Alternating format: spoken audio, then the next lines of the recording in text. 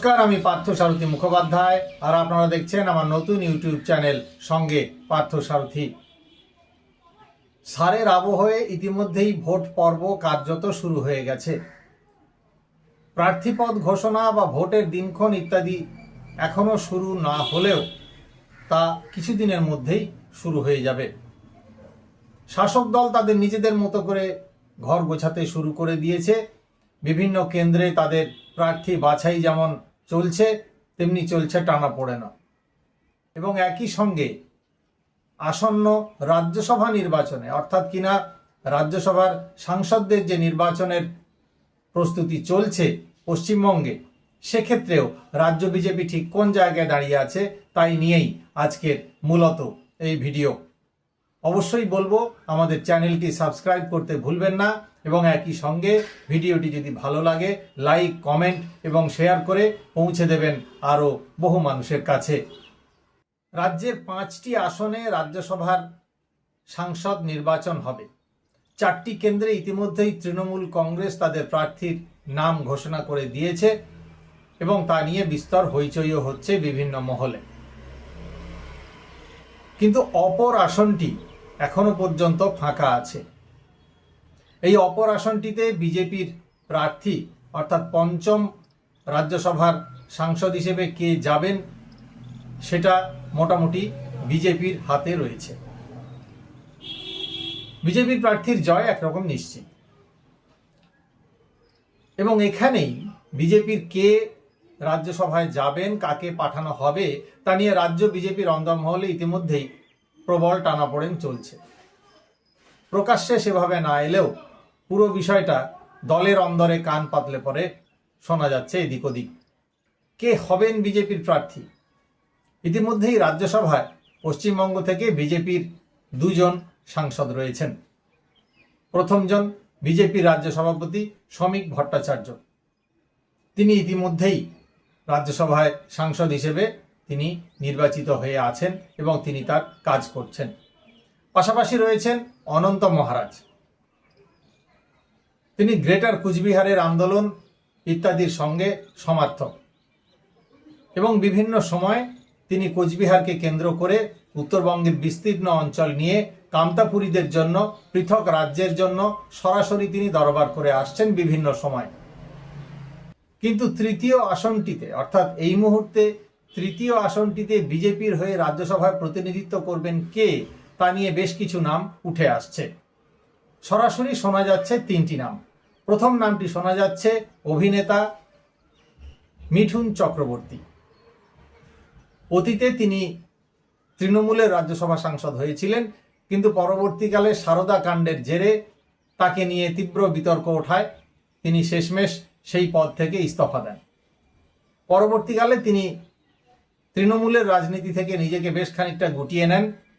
শেষমেশ তিনি অবশ্য তৃণমূলের বিরোধী শিবিরে বিজেপিতে বিভিন্ন সময় তিনি গিয়েছেন, যোগদান করেছেন এবং সরাসরি তিনি তৃণমূল কংগ্রেসের বিরুদ্ধে আক্রমণ শানিয়ে চলেছেন গত বেশ কয়েক বছর ধরে।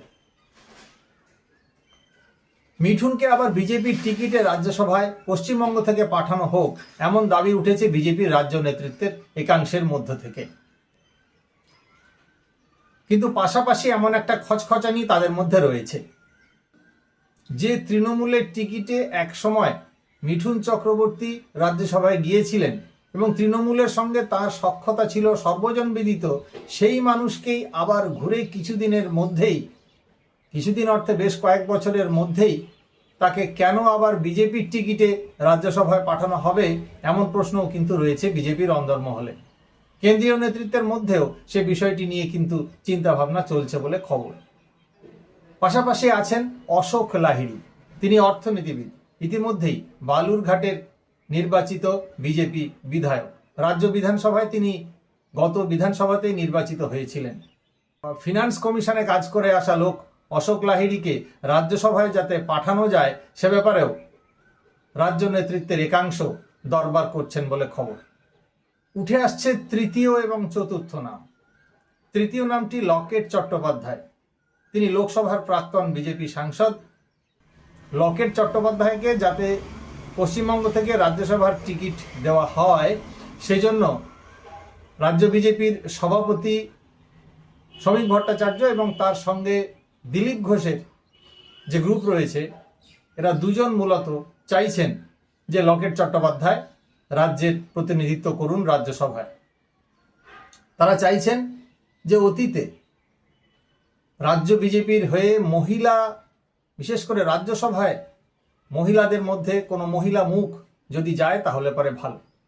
কেননা অতীতে রাজ্যসভায় ছিলেন, রাজ্য বিজেপির পক্ষ থেকে ছিলেন রূপা গাঙ্গুলি অভিনেত্রী। তার মেয়াদ শেষ হয়েছে, কিন্তু এই মুহূর্তে যে দুজন রয়েছেন তারা দুজনেই পুরুষ।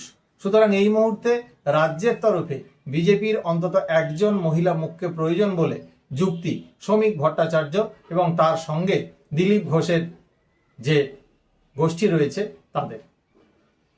তাই তারা লকেট চট্টোপাধ্যায় তাদের এক্ষেত্রে সেরা বাজি হতে পারেন বলে মনে করছেন।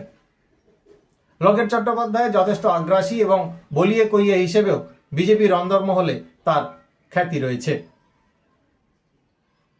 একই সঙ্গে বিজেপির এই বিষয়টি নিয়েও কিন্তু শুরু হয়ে গেছে ঠান্ডা লড়াই। ঠান্ডা লড়াই অর্থে উঠে এসেছে চতুর্থ নাম, এবং এই নামকে সমর্থন করছেন রাজ্যের বিরোধী দলনেতা তথা শুভেন্দু অধিকারী স্বয়ং।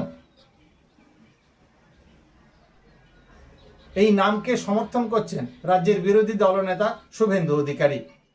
তার বাজি অগ্নিমিত্রা পল।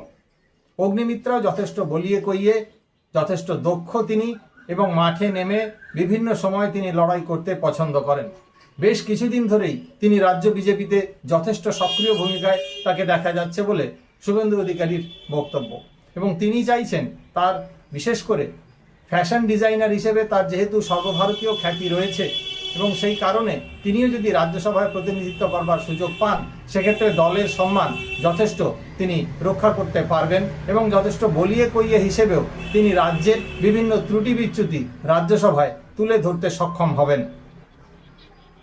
শেষমেশ কার ভাগ্যে শিকে ছিঁড়বে, লকেট চট্টোপাধ্যায় নাকি অগ্নিমিত্রা পল?